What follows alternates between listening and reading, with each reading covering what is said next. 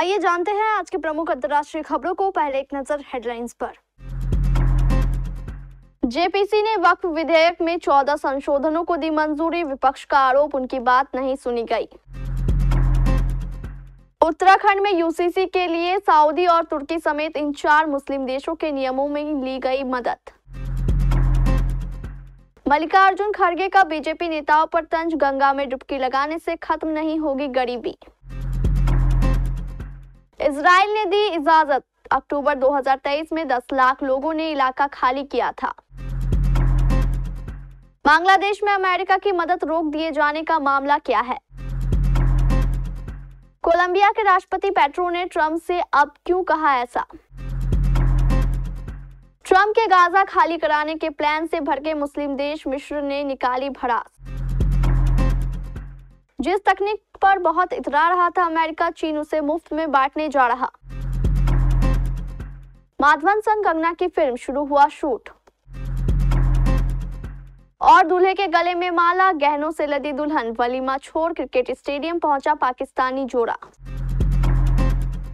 वक्फ विधेयक को लेकर बनी संयुक्त संसदीय समिति ने भाजपा के नेतृत्व वाले एनडीए सांसदों के विधेयक में सुझाए गए कई सुझाव स्वीकार कर लिए हैं। हालांकि विपक्षी सांसदों का आरोप है कि उनके सुझावों को नकार दिया गया। विपक्ष ने आरोप लगाया है कि उनकी बात नहीं सुनी जा रही है। वहीं समिति के अध्यक्ष जगदम्बिका पाल ने मीडिया से बात करते हुए कहा कि समिति द्वारा सुझाए गए बदलावों से बेहतर और प्रभावशाली कानून बनेगा। विपक्षी सांसदों ने जेपीसी की बैठकों में लोकतांत्रिक प्रक्रिया नष्ट होने का आरोप लगाया। टीएमसी सांसद और जेपीसी के सदस्य कल्याण बनर्जी ने आरोप लगाया है कि जेपीसी बैठक के दौरान उनकी बात नहीं सुनी गई और जगदम्बिका पाल तानाशाही तरीके से काम कर रहे हैं। उन्होंने पूरी प्रक्रिया को हास्यास्पद बताया। उत्तराखंड में समान नागरिक संहिता यानी यूसीसी लागू होने के साथ ही राज्य एक ऐतिहासिक उपलब्धि हासिल करने जा रहा है। मुख्यमंत्री पुष्कर सिंह धामी मुख्य सेवक सदन में यूसीसी के पोर्टल और नियमावली का लोकार्पण करेंगे। यूसीसी को लागू करने के लिए राज्य सरकार ने 27 मई 2022 को विशेषज्ञ समिति का गठन किया था। इस समिति ने 2 फरवरी 2024 को अपनी रिपोर्ट सरकार को सौंप दी। इसके बाद 8 मार्च 2024 को विधेयक विधानसभा में पारित किया गया। राष्ट्रपति से इस विधेयक को 12 मार्च 2024 को अनुमोदन प्राप्त हुआ। यूसीसी के प्रभाव क्रियान्वयन के लिए तकनीकी आधार पर विशेष व्यवस्थाएं की गई है। नागरिकों और अधिकारियों के लिए ऑनलाइन पोर्टल विकसित किया गया है। बीते कई दिनों से इस पोर्टल के परीक्षण के लिए मॉक ड्रिल की जा रही थी, जिसमें पहले आई समस्याओं को दूर किया गया। अब ये पोर्टल पूरी तरह से तैयार है और आम नागरिकों व अधिकारियों के उपयोग के लिए खोल दिया गया है। मध्य प्रदेश के महू में कांग्रेस के राष्ट्रीय अध्यक्ष मल्लिकार्जुन खड़गे ने सोमवार 27 जनवरी 2024 को जय बापू, जय भीम, जय संविधान रैली को संबोधित किया। इस दौरान मल्लिकार्जुन खड़गे ने बीजेपी के नेताओं पर तंज कसते हुए कहा कि गंगा में डुबकी लगाने से गरीबी दूर नहीं होगी। उनका ये तंज ऐसे समय में सामने आया जब केंद्रीय गृह मंत्री अमित शाह परिवार समेत कुंभ स्नान के लिए प्रयागराज पहुंचे थे। इसे लेकर अब बीजेपी ने पलटवार किया है। बीजेपी सांसद और प्रवक्ता संबित पात्रा ने मल्लिकार्जुन खड़गे, राहुल गांधी और प्रियंका गांधी पर निशाना साधते हुए उन्हें चुनौती दी। अमित शाह ने प्रयागराज महाकुंभ 2024 में परिवार समेत आस्था की डुबकी लगाई। इस दौरान उनके साथ उत्तर प्रदेश के मुख्यमंत्री योगी आदित्यनाथ और कई साधु संत भी थे। इससे पहले रक्षा मंत्री राजनाथ सिंह भी स्नान के लिए पहुंचे थे। इजराइल ने 15 महीने बाद हजारों फिलिस्तीनियों को गाजा के उत्तरी इलाके में लौटने की अनुमति दे दी है। इसके बाद से हजारों लोग अपने घर की तरफ लौटने लगे हैं।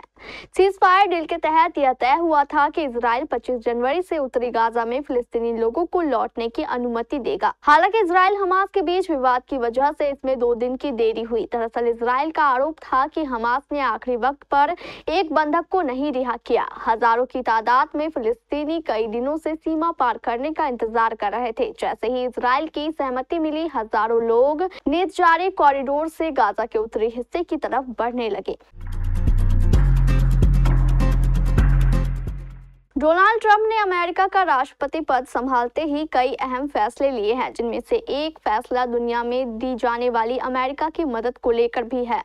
अमेरिकी राष्ट्रपति ने एक कार्यकारी आदेश पर हस्ताक्षर कर 90 दिनों के लिए विदेश में दी जाने वाली सभी प्रकार की सहायता पर रोक लगा दी थी। ये रोक विदेश नीति की समीक्षा होने तक लागू रहेगी। डोनाल्ड ट्रंप के इस फैसले से कई देशों पर असर पड़ा है, जिनमें से भारत का पड़ोसी देश बांग्लादेश भी है। बांग्लादेश को अमेरिका की United state agency for international development मदद देती थी। कोलंबिया के राष्ट्रपति गुस्तावो पेट्रो ने अमेरिकी राष्ट्रपति डोनाल्ड ट्रंप की नीतियों और उनके कथित नस्लीय रवैये पर निशाना साधा है। ट्रंप की आलोचना करते हुए पेट्रो का बयान ऐसे समय में आया है जब आज ही कोलंबो और अमेरिका ने व्यापक व्यापार युद्ध को टाला है। हाल ही में अमेरिका से आ रही प्रवासी निवासियों की फ्लाइट की एंट्री पर कोलंबिया ने रोक लगा दी थी। हालांकि ट्रंप के टैरिफ लगाने की धमकी के बाद पेट्रो सरकार ने यू टर्न लेते हुए विमानों को उतरने दिया। एक्स पर एक लंबी वायरल पोस्ट में कोलंबिया के पहले वामपंथी राष्ट्रपति ने बोगोटा के प्रति ट्रंप के रवैये की आलोचना की और इस मुद्दे पर उनकी सरकार के रुख को बदलने से पहले जवाबी टैरिफ लगाने पर धमकी दी थी। अमेरिका के राष्ट्रपति डोनाल्ड ट्रंप के गाजा को खाली कराने के प्लान से मुस्लिम देश भड़क उठे हैं। खाड़ी के दो सबसे अहम देशों मिस्र और जॉर्डन ने ट्रंप को जमकर सुना दिया है। ये वही जॉर्डन है जिसने ईरानी मिसाइल हमले के दौरान यहूदी देश की रक्षा के लिए अपनी वायुसेना को भी मैदान में उतार दिया था। ट्रंप ने कहा था कि मिस्र और जॉर्डन को गाजा से फिलिस्तीनी लोगों अपने अपने देशों में लेना चाहिए। वहीं फिलिस्तीनी जनता ने भी ट्रंप के इस प्लान को खारिज कर दिया है। फिलिस्तीनी जनता को लगता है कि अगर वे गाजा को छोड़कर जाते हैं तो कभी भी इजराइल उनकी वापसी नहीं होने देगा। ट्रंप ने इन देशों को सुझाव दिया है कि 23 लाख गाजा वासियों को या तो अस्थायी या फिर अस्थायी रूप से मिस्र और जॉर्डन में बसा दिया जाए। चीन की एक बड़ी उपलब्धि से यूएस और जापान समेत ग्लोबल मार्केट में भारी उतार चढ़ाव देखने को मिल रहा है। दरअसल चीन ने आर्टिफिशियल इंटेलिजेंस स्टार्टअप डीपसीक के अपने अभूतपूर्व उत्पाद रिलीज के साथ तकनीकी दुनिया को हिला दिया है। अमेरिका में नैस्डैक कॉन्ट्रैक्ट में भारी घाटे के कारण अमेरिकी स्टॉक फ्यूचर्स में गिरावट आई है और जापानी चिप निर्माता शेयरों को भारी बिकवाली का सामना करना पड़ा। दूसरी ओर डीपसीक के तेजी से बढ़ने की वजह से चीनी और हांगकांग के टेक्नोलॉजी शेयरों में बढ़त देखने को मिल रही है, जिससे एनवीडिया और गूगल जैसे अमेरिकी तकनीक की दिग्गजों की टेक्नोलॉजी और भविष्य सवालों के घेरे में है।